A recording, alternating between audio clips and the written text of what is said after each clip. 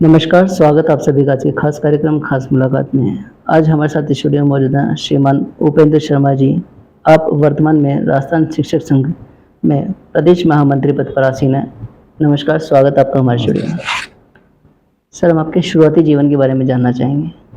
Sir, मेरा जन्म सीकर जिले के पलथाना गांव में हुआ, जो सीकर से 20 किलोमीटर उत्तर साइड में बीकानेर रोड पे पड़ता है। जी। मेरे पिताजी मुरलीधर शर्मा सेंट्रल गवर्नमेंट के कर्मचारी थे, पोस्ट मास्टर थे। अच्छा। मेरे दादाजी लकड़ी का काम करते थे। ग्रामीण परिवेश में, पूर्णतः ग्रामीण परिवेश में पला बढ़ा हूँ। जी। गवर्नमेंट स्कूल में ही मेरी पढ़ाई लिखाई हुई है। बिल्कुल। इसके साथ ही हम 2 भाई बहन थे। बहन मेरे से छोटी थी, जो रेणावा लक्ष्मणगढ़ में पड़ता है, वहाँ उसकी शादी की गई। बहुत बढ़िया। सर, आपकी शिक्षा के बारे में बताएं। मेरी प्रारंभिक शिक्षा, जो मिडिल तक की शिक्षा थी, वो गांव में ही हुई, गवर्नमेंट स्कूल में हुई। उसके बाद में आगे की पढ़ाई के लिए मैं यहाँ सीकर का जो सबसे बड़ा सीनियर स्कूल है, इसके गवर्नमेंट सीनियर सेकेंडरी स्कूल, उससे मैंने 12वीं क्लास किया और जहांगीर छात्रावास में रहकर मैंने पढ़ाई की। उसके बाद में SK गवर्नमेंट कॉलेज से ही मैंने कॉलेज एजुकेशन की पढ़ाई की। अच्छा। उसके बाद में मैंने जयपुर से B.Ed किया। MA भी मैंने SK कॉलेज से किया। उसके बाद में 1996 में मेरा जॉब टीचर के पद पर लगा। बहुत बढ़िया। निरंतर मैं वहीं टीचर के रूप में काम करता हूँ। जी। सर, आपका शिक्षा क्षेत्र आपने क्यों चुना और आपकी जॉब के बारे में थोड़ा सा बताएं, कार्यक्षेत्र। सर, उसमें 2 चीज़ें हैं। जी। एक जॉब सिक्योरिटी, एक घर के पास रहना और तीसरा इंटरेस्ट।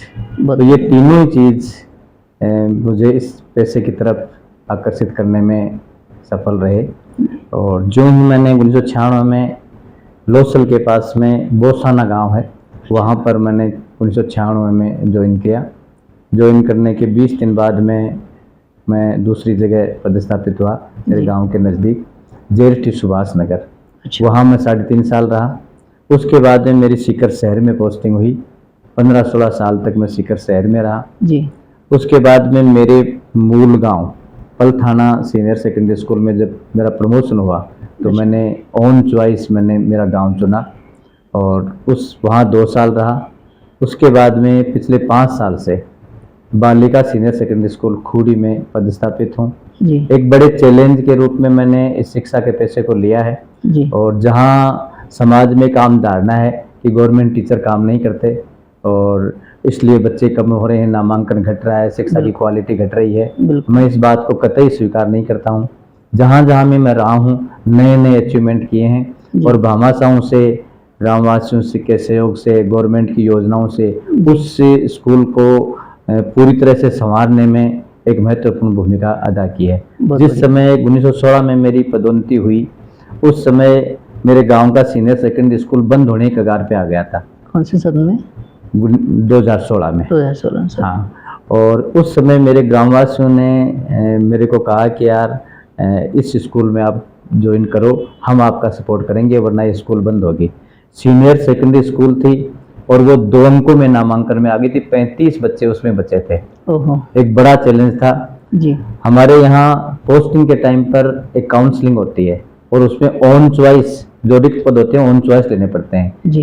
क्योंकि मेरा रेजिडेंस सीकर में पिपराड़ी रोड पे है और मेरे को 10 किलोमीटर के रेडियस में स्कूलें मिल रही थी, लेकिन गांव वालों की डिमांड थी, गांव वालों का विश्वास था, इसलिए मैंने ऑन चॉइस मेरे गांव को चुना कि क्यों नहीं मैं मेरे गांव की स्कूल में जाकर कम से कम इस स्कूल को जहां मैं पढ़ा हूं उसका काया पलट करूं, इस स्कूल को बचाने में मेरी भूमिका अदा करूं।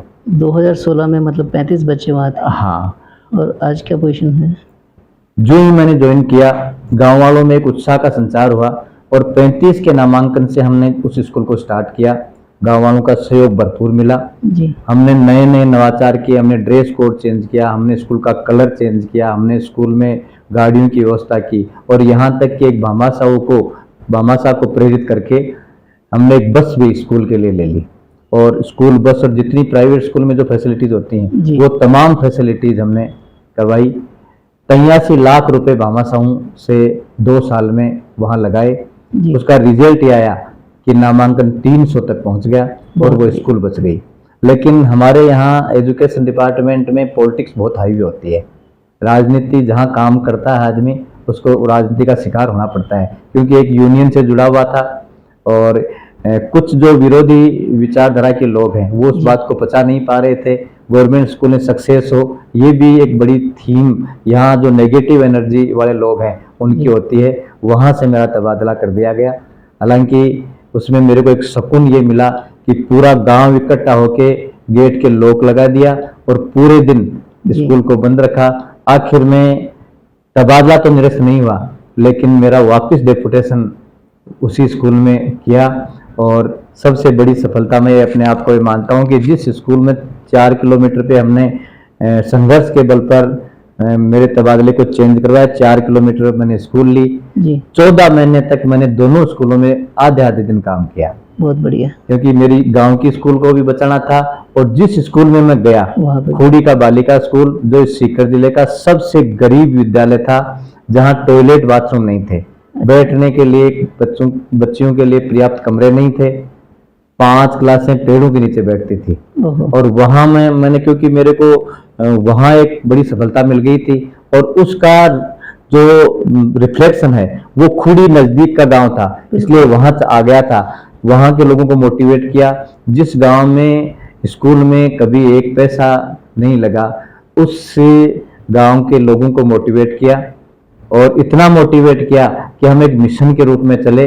यहाँ के जो कोचिंग संस्थान है वहां से भी मैं पैसे ले गया और आज वो राजस्थान के एक मॉडल स्कूल के रूप में देखी जाती है। 2 करोड़ रुपए का काम वहां पर हो चुका है और वहां जो ग्रीन वाटिका है वैसी राजस्थान में कहीं नहीं मिलेगी। आजादी के पहले का विद्यालय था 1936 का विद्यालय था, जो जर्जर स्थिति में आ गया था। हमने पुराने कमरों को तोड़ के पूरा नया निर्माण करवाया और जो पुराने बहुत सालों के पेड़ थे जो जर्जर हो चुके थे उनको निकाल के लगभग 2-2.5 लाख रुपए का एक इस प्रकार का गार्डन डेवलप किया है, जो बड़ी बड़ी होटलों में और अच्छे अच्छे गार्डन्स में नहीं होता है। उसका पूरे राजस्थान में एक बड़ा मैसेज गया और वहाँ जब मैंने कार्य ग्रहण किया था 93 का नामांकन था और अगली 2 साल बाद भी वहाँ 300 का नामांकन हो गया और आज राजस्थान की बेस्ट स्कूलों में खूड़ी का सीनियर स्कूल गिना जाता है। दोनों स्कूल आपके 4 किलोमीटर की रेडियस पे हैं। हाँ, 14 महीने तक मैंने दोनों स्कूलों में काम किया। उसके बाद में पूरा फोकस मेरा खूड़ी सीनियर सेकेंडरी स्कूल में रहा और नए नए प्रयोग किए हमने। वहाँ हमने स्पोकन इंग्लिश की क्लास से भी चलाई, हमने ड्रेस कोड भी चेंज किए, हमने स्कूल का कलर भी चेंज किया, हमने 2 गाड़ियां भी लगा रखी हैं और सीकर जिले का पहला विद्यालय है जिसमें रात को इलेक्ट्रिक बोर्ड लगा हुआ है जो हाईवे से दिखता है। पहली गवर्नमेंट स्कूल है जो कोचिंग पे ये जो लगे रहते हैं बोर्ड, उस तरह का बोर्ड लगा हुआ है हाइट पे और ये राजा के टाइम का स्कूल बना हुआ था, काफी हाइट पे स्कूल है और एक बड़ा रिजल्ट हमें मिल रहा है। और इस बार का जो रिजल्ट आया हमारा वो भी सबको चौंकाने वाला है। 94-95% तक की बच्चियां हमारी बोर्ड परीक्षा में बाजी मारी है। बहुत बढ़िया सर, इतने व्यस्ततम टाइम होते हुए भी आप समाज सेवा में आप कैसे आए, आपका रुझान कैसा रहा, आपके प्रेरणा स्रोत कौन है, उसके बारे में बताएं। जिस गांव में मैंने जन्म लिया जी और वो गांव अंग्रेजों के टाइम पर भी एक बड़ी भूमिका में था। अंग्रेजों के खिलाफ भी उस गांव ने बड़े आंदोलन लड़े थे और उसके बाद में लगातार किसान मूवमेंट, मजदूर मूवमेंट, सारे के सारे मूवमेंट चलते रहे और प्रगतिशील सोच के लोग यहाँ पर आते रहे। शुरू में आज़ादी के पहले चंद्रभान नाम के एक टीचर गांव में आए थे, उसके कारण एजुकेशन में एक गांव आगे बढ़ गया और मेरे गांव के 1.5 किलोमीटर पर एक सीनियर सेकेंडरी स्कूल 1960 में खुल गई। उसका अचीवमेंट ये होगा कि गांव में एजुकेशन का स्तर बढ़ा और सामाजिक सरोकार के क्षेत्र में मेरे दादाजी से मेरे को प्रेरणा मिली।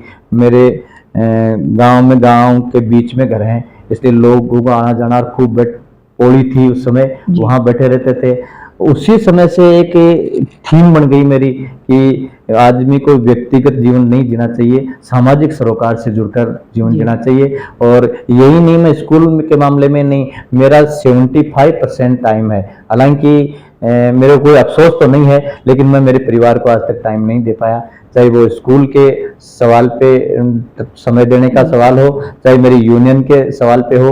1.5 महीने की छुट्टियों में लोग घर पे रहते हैं, लेकिन मैं कभी भी घर पे नहीं रहता हूँ। उस वाटिका को बचाने के लिए 3 घंटे डेली मैं छुट्टियों में भी 200 रुपए का डीजल जलाकर डेली स्कूल जाता हूँ। कभी मेरी जो वर्तमान स्कूल है वो संडे के अलावा कभी बंद नहीं होती है। बहुत बढ़िया।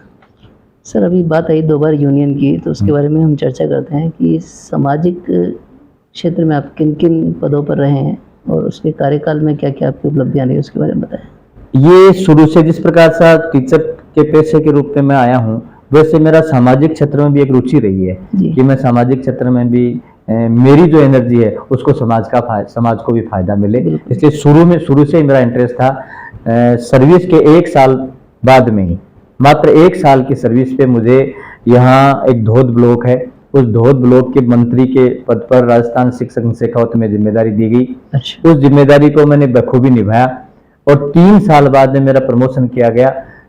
राजस्थान शिक्षक संघ जो है ये राजस्थान का सबसे बड़ा मजबूत और संघर्षशील संगठन है, जो किसी राजनीतिक पार्टी के सहारे नहीं चलता है, शिक्षक कम्युनिटी के सहारे, उनकी एकता और संघर्ष के बल पे चलता है। और वो सिर्फ अधिकारों की मांग नहीं करता है, सामाजिक सरोकार के जितने भी कार्य हैं, चाहे वो वृक्षारोपण का सवाल हो, चाहे नामांकन बढ़ाने का सवाल हो, चाहे भामाशाहों को प्रेरित कर स्कूलों में पैसे लगाने का, उनको संवारने का काम हो, ये काम हमारा संगठन करता है। उसकी जिम्मेदारी जिला कोषाध्यक्ष के रूप में मुझे 2000 में जिम्मेदारी दी गई। उसके बाद में मेरा फिर प्रमोशन किया गया 5 साल बाद में।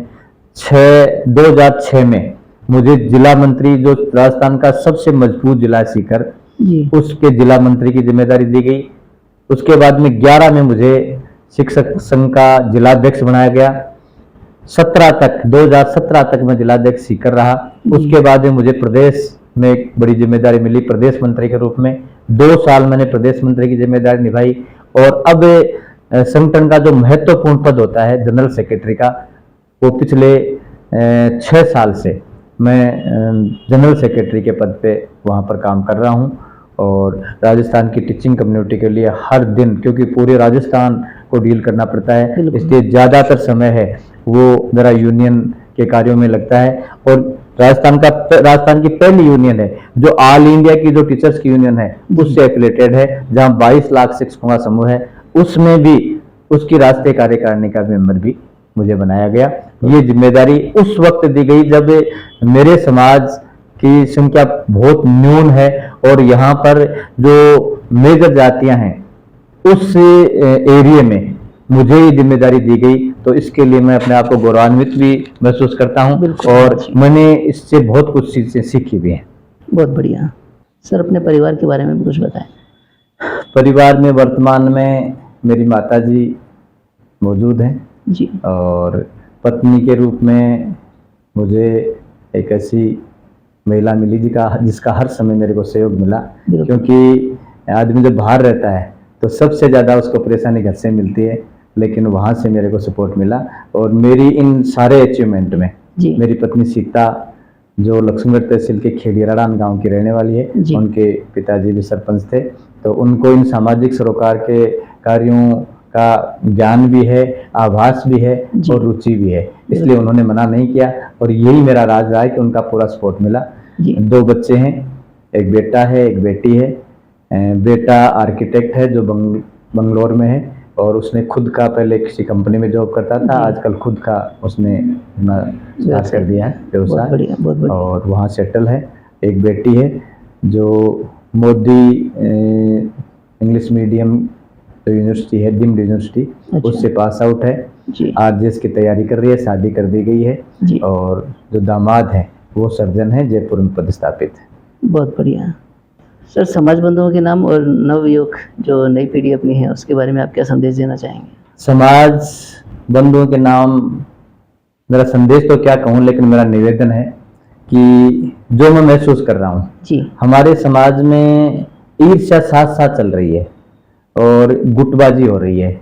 इसलिए जिस एनर्जी को हम ईर्ष्या और गुटबाजी में व्यस्त कर रहे हैं, उस एनर्जी को हम पॉजिटिव एनर्जी के रूप में लेकर समाज के नवनिर्माण में, और जो पिछड़ गया है समाज, उस पिछड़े हुए लोगों को ऊपर उठाने के लिए, उनकी शिक्षा की व्यवस्था के लिए, उनके स्वास्थ्य की व्यवस्था के लिए, उनमें प्रगतिशील और वैज्ञानिक सोच विकसित करने के लिए जी। एक इस प्रकार का एक माहौल निर्मित किया जाए जिससे समाज को बड़ा फायदा हो। जी। इसके साथ में टेक्निकल इंस्टीट्यूट, शैक्षिक इंस्टीट्यूट, इनकी स्थापना की जाए ताकि अन्य समाज जिस तरह से तीव्र गति से बढ़ रहे जी। हैं उस तरह से हमारा समाज भी बढ़ सके, क्योंकि ये जो हॉस्टल है ये हमारे पुरखों की बड़ी विरासत है।